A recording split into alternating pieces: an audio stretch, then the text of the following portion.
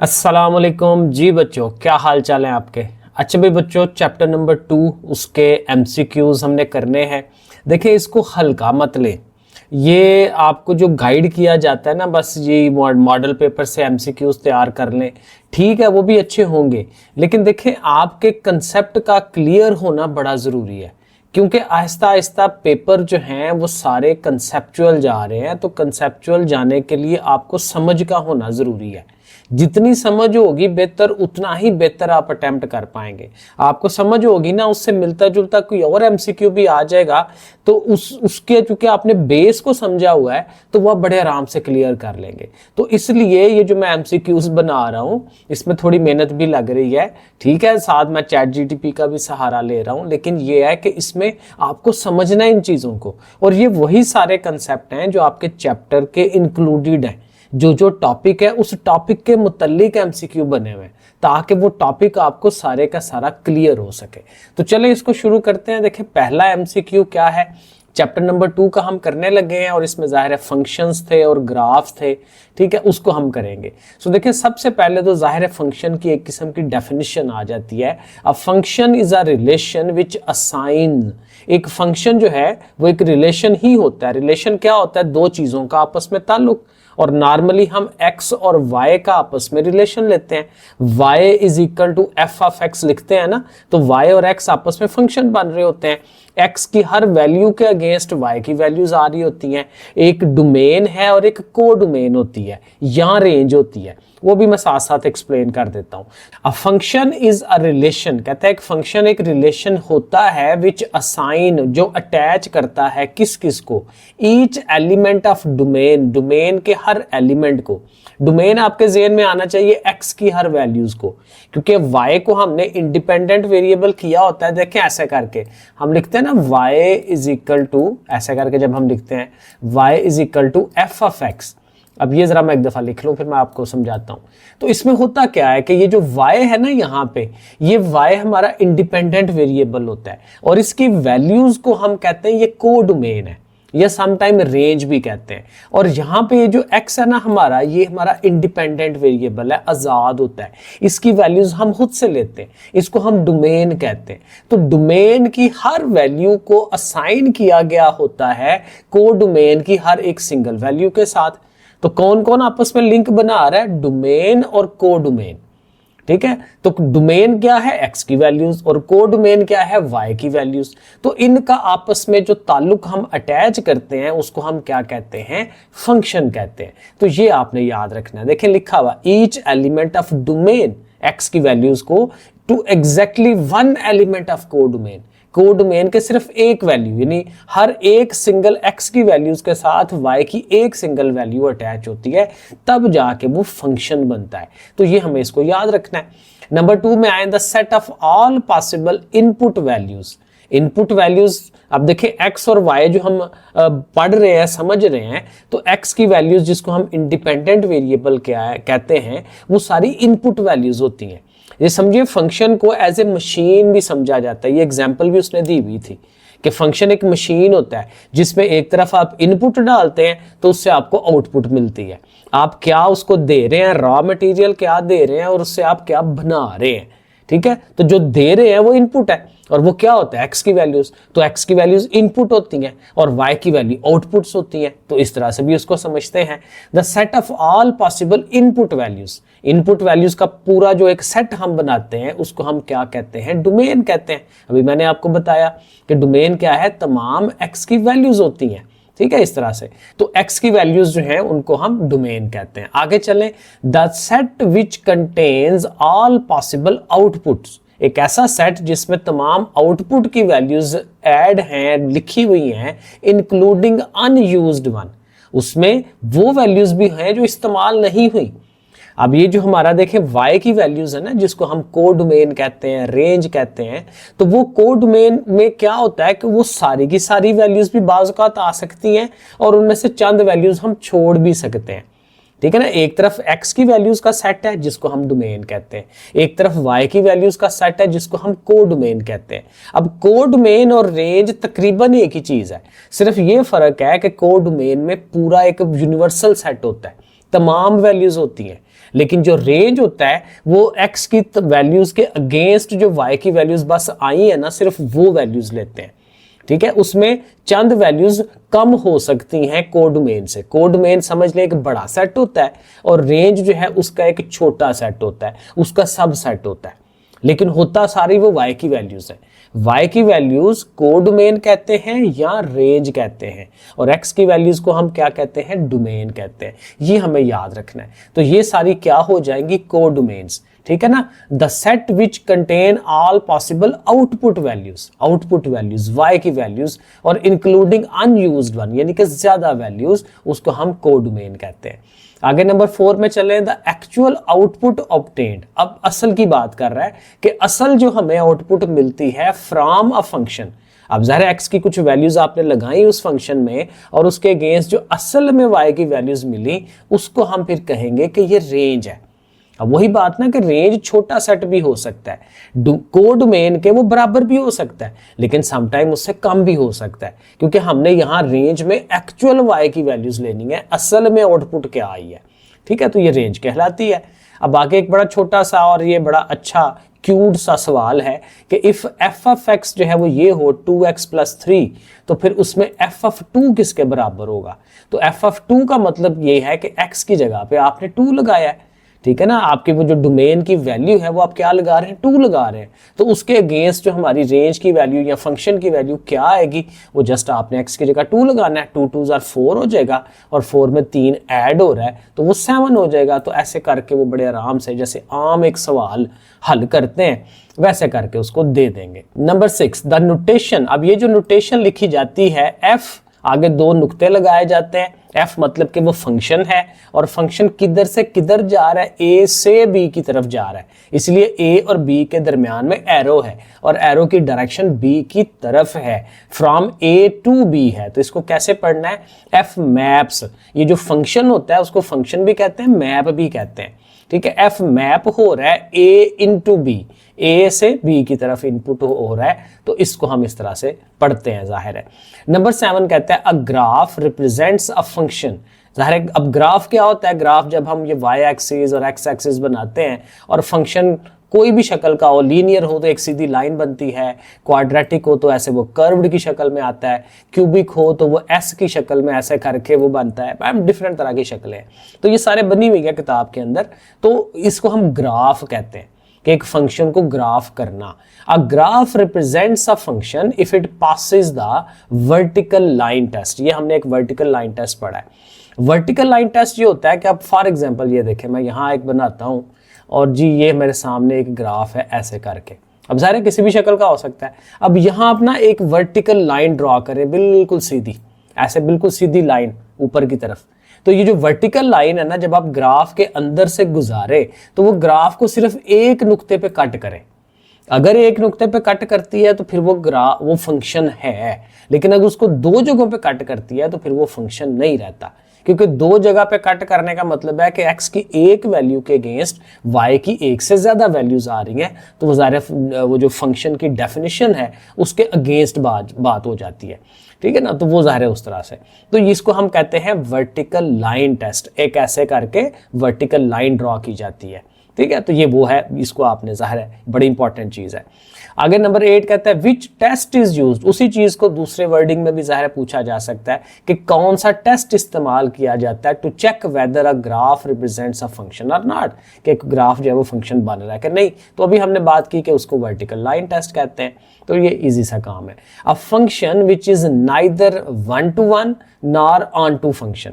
अब फंक्शन की किस्में हैं, 1-to-1 फंक्शन भी है जहां x की एक वैल्यू के अगेंस्ट y की भी एक सिंगल वैल्यू होती है, उसको 1-to-1 कहते हैं। फिर एक ऑन-टू फंक्शन भी है। तो कहते हैं एक ऐसा फंक्शन जो ना ही 1-to-1 है ना ही ऑन-टू फंक्शन है, तो फिर उसका क्या नाम रखेंगे, तो उसको हम कहते हैं जनरल फंक्शन, आम फंक्शन, जनरल फंक्शन। अब फंक्शन f इज 1-to-1। अब 1-to-1 की डेफिनेशन बताने लगे हैं, जो भैया मैंने आपको बताया कि different elements have different images. Image का लफ्ज भी इस्तेमाल करता है। वो जो हम कहते हैं ना x की एक वैल्यू के अगेंस्ट y की एक सिंगल वैल्यू आए, तो वो जो y की वैल्यू आती है वो बेसिकली उसकी एक इमेज है, एक तस्वीर है कि x की एक वैल्यू देने से y की क्या वैल्यू बनी। तो y की जो वैल्यू बनती है उसको एज ए इमेज भी कहते हैं। ठीक है। तो इस तरह से मुख्तलिफ नाम है इनके। तो डिफरेंट एलिमेंट्स की डिफरेंट इमेज बने, ठीक है, मुख्तलिफ एक्स के वैल्यूज के अगेंस्ट वो जो वाई की वैल्यू है वो डिफरेंट आए, तो इसको हम कहते हैं कि ये फिर फंक्शन क्या है, 1-to-1 फंक्शन। तो ये वाला ऑप्शन हमारा सी वाला सही है। 11 वाला, अ फंक्शन एफ ए से B is on to.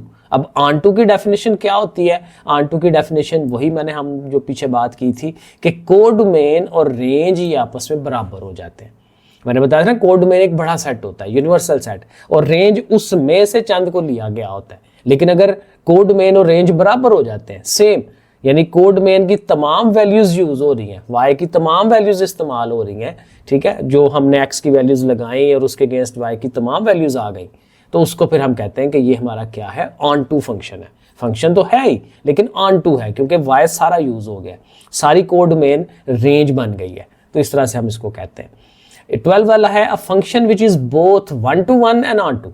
1-to-1 भी हो, ऑन टू भी हो, तो ये बड़ा मशहूर एमसीक्यू है जिसको हम कहते हैं बाइजेक्टिव फंक्शन, तो इसको बाइजेक्टिव फंक्शन भी कहा जाता है। विच फंक्शन हैज इनवर्स, किस फंक्शन का इनवर्स आप बना सकते हैं, तो वो डेफिनेटली बाइजेक्टिव फंक्शन का आप इनवर्स बना सकते हैं।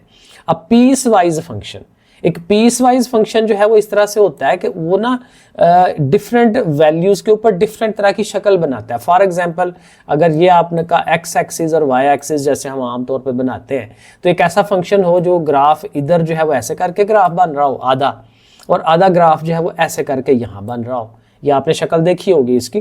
तो ये पीस वाइज है कि कुछ चंद वैल्यूज के लिए कहीं और बनता है, चंद वैल्यूज के लिए कहीं और बनता है। और ये उसने वो जहाँ कंटिन्यूटी शायद 12 चैप्टर में कहीं पे वो दिखाया हुआ है कि वहाँ कुछ वैल्यूज़ पे फंक्शन की कोई और शक्ल होती है, कुछ वैल्यूज़ पे कोई और शक्ल होती है, वो अभी मेरे सामने नहीं है, तो वो उस तरह से भी वो चीज़ आती है, तो इसको पीस वाइज फंक्शन कहते हैं। A piecewise function is defined as by different rules on different intervals. मुख्तलिफ इंटरवल्स पे मुख्तलिफ उसकी शक्ल बनती है, मुख्तलिफ उसके रूल्स बनते हैं, तो वो इस तरह से इसको पीस वाइज कहते हैं। The graph of a linear function is always, देखें लीनियर फंक्शन है, लीनियर फंक्शन का ग्राफ बनाने लगे हैं तो वो हमेशा स्ट्रेट लाइन बनती है, क्योंकि लीनियर को जब आप ग्राफ करते हैं तो बिल्कुल ऐसे करके सीधी लाइन, स्ट्रेट लाइन बनती है, क्योंकि उसमें x की पावर 1 होती है, तो एक x की वैल्यूज के अगेंस्ट y की भी एक सीधी सीधी वैल्यू आती है, और एक जैसा गैप होता है, तो हमेशा बिल्कुल एक सीधी स्लोप के साथ वो बनती है चीज, तो straight line, linear function straight line. The point where a graph cuts the x axis, यानी वो नुकता जहां पे ग्राफ x एक्सिस को कट करे, जैसे यहाँ पे ये हमारा जो ग्राफ था ये इस पॉइंट पे x एक्सिस को कट कर रहा है, तो जिस पॉइंट पे x एक्सिस को कट करता है उसको x इंटरसेप्ट कहते हैं, और जिस पॉइंट पे y एक्सिस को कट करता है वो y इंटरसेप्ट होगा। तो 17 वाला हमारा ये है y इंटरसेप्ट, ठीक है, जहां y एक्सिस को कट करे, देखे ना ऐसे करके, तो ऐसे करके यहाँ पे कट कर रहा है तो फिर वो y इंटरसेप्ट कहलाएगा, जहां पे x को कट करेगा वो x इंटरसेप्ट कहलाएगा। आगे क्या है, the intersection point of two graphs, दो ग्राफ हैं जहां पे एक दूसरे को कट करते हैं, उसको हम क्या कहते हैं, they have same x and y values. क्योंकि देखें, लेट्स सपोज ऐसे करके हमने दो फंक्शन, एक फंक्शन ये आ रहा है, एक फंक्शन हमारा यहाँ पे आ रहा है, तो इस जगह पे उन्होंने एक दूसरे को कट किया है, तो जिस जगह पे कट कर रहे हैं वहां पे y की कुछ वैल्यू होगी, वहीं पे x की कुछ वैल्यू होगी। तो मेन पॉइंट ये है कि इस जगह के ऊपर दोनों फंक्शंस की x और y की वैल्यू सेम हो जाती है, ठीक है, तो इसलिए वो आंसर होता है, वो ऐसा आंसर है जो दोनों इक्वेशनों को सेटिस्फाई कर रहा होता है, दोनों ग्राफ्स को सेटिस्फाई कर रहा होता है। तो इसलिए फिर क्या होगा कि उनकी x और y की वैल्यूज सेम होती हैं, कहाँ पे, पॉइंट ऑफ इंटरसेक्शन के ऊपर। तो ये हमारा आंसर। 19 वाले में कहता है जी ये फंक्शन है y is equal to 2x plus 1, ठीक है, तो कहता है कि ये अगर x एक्सिस को कट करे, ठीक है ना, the intersection of this function with x axis, वो कहाँ पे होगा।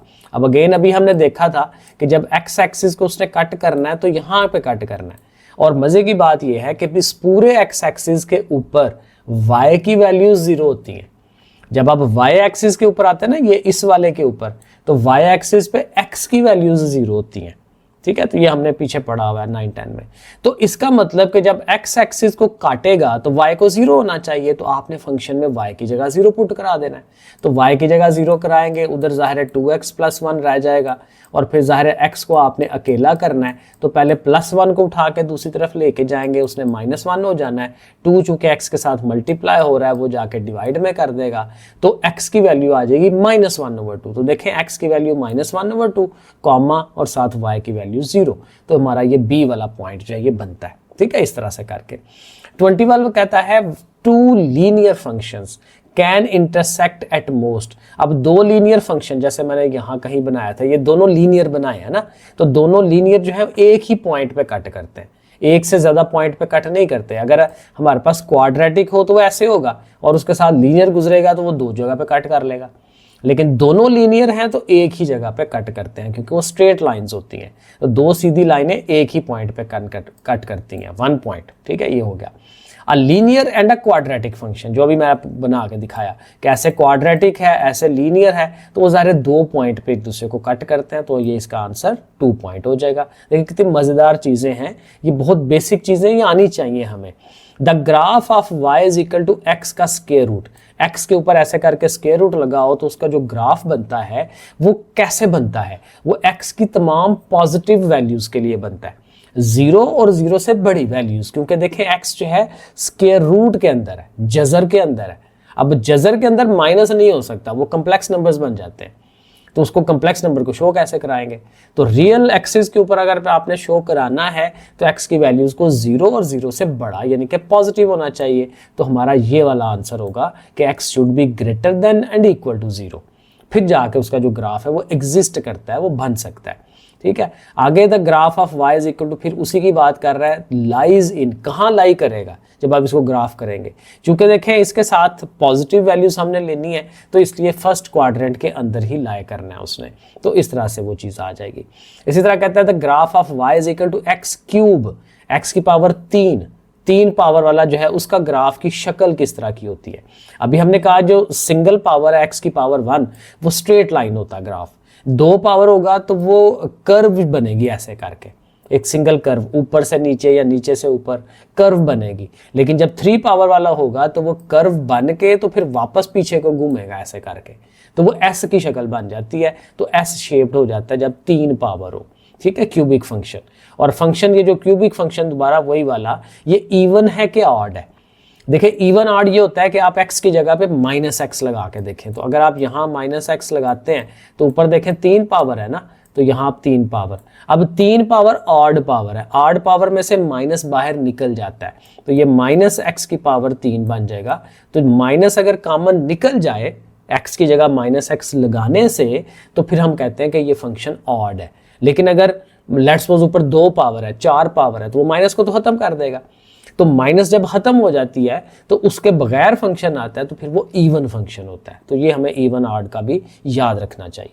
अच्छा, नेक्स्ट 26 वाला है the graph of y is equal to x square opens, किस तरफ को ओपन करता है, अपवर्ड, ऐसे करके। ठीक है ना, ऊपर की तरफ वो ओपन करता है, अपवर्ड, और चूंकि x स्क्वायर है तो जाहिर है उसने कर्व की शक्ल में ही बनना है। 27 कहता है द पॉइंट 0,0, ये बड़ा मशहूर है, 9-10 में भी था कि 0,0 पॉइंट को क्या कहते हैं, ओरिजिन कहते हैं, क्योंकि ज़ाहिर है जब आप x एक्सिस और y एक्सिस बनाते हैं तो ये जो पॉइंट होता है जहाँ पे वो दोनों स्टार्ट लेते हैं वो उसको ओरिजिन कहते हैं, 0,0 पॉइंट होता है। इसी तरह f of x is equal to x का एब्सोल्यूट जो है वो एग्जाम्पल है किसकी, पीस वाइज फंक्शन की, क्योंकि इसमें ज़ाहिर है पॉजिटिव और नेगेटिव जब दोनों जो है आके एब्सोल्यूट में आ जाते हैं तो उसकी 2 डिफरेंट जगह पे वैल्यूज बनती हैं। ये भी शायद ग्राफ बना हुआ है बुक के अंदर, तो इसको पीस वाइज फंक्शन कहा जाता है, 2 मुख्तलिफ साइडों पे बनता है। 29 है if 2 graphs do not intersect, अगर 2 ग्राफ इंटरसेक्ट ही नहीं करते तो दैट मीन्स कि फिर वो क्या है, वो पैरेलल है, क्योंकि ज़ाहिर है एक लाइन ऐसे जा रही है, दूसरी लाइन भी ऐसे जा रही है, तो जितना मर्जी इनको बढ़ा ले आगे की तरफ पीछे की तरफ, ये इंटरसेक्ट ही नहीं करेंगे, काटेंगे ही नहीं एक दूसरे को। तो जब काटेंगे नहीं तो वो कौन सी चीज़ है जो नहीं काटेगी, वो पैरेलल है। जो नॉन पैरेलल चीज़ें होती हैं वो बढ़ाते जाए कभी ना कभी तो कट करेंगी ना। ठीक है, हल्का सा भी एंगल हो, ठीक है, लेकिन बिल्कुल एंगल सेम हो तो कभी भी कट नहीं करती, तो इसलिए पैरेलल होंगी जो इंटरसेक्ट नहीं करती।